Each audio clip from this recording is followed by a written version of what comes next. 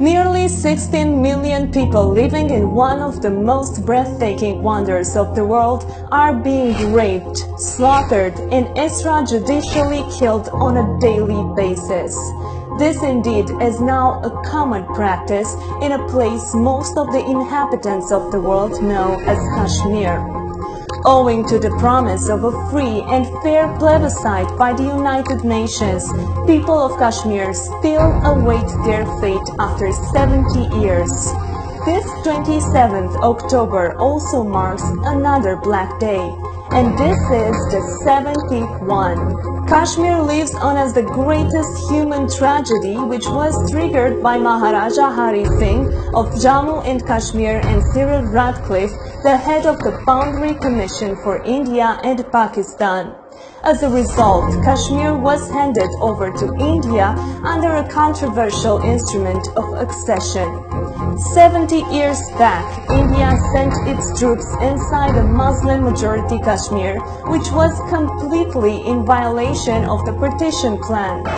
Every Black Day has been more violent than the previous one since 1989 because the people of Kashmir are fed up of using peaceful means to demand the promised plebiscite.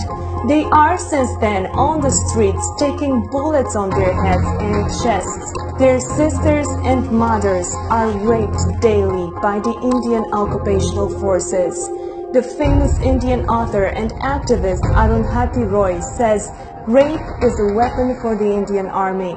The army and the police are using rape as a weapon against people in places like Chhattisgarh or Kashmir or Manipur and so on. It is legitimately being used, There are laws that protect them when they do it.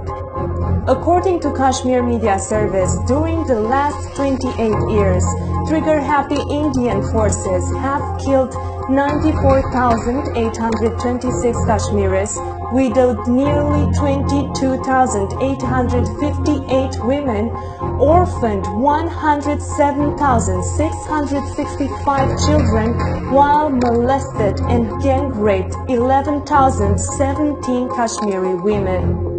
Although the Indian formula of labeling freedom-fighting movement as terrorist movements has failed, but the real catalyst of the Kashmir movement now is the Burhan Wani factor.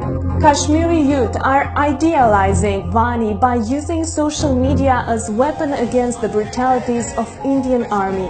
And they now are not even afraid of laying their lives. After all, they take Wani as their mentor. And this is taking the Kashmir freedom movement to new heights.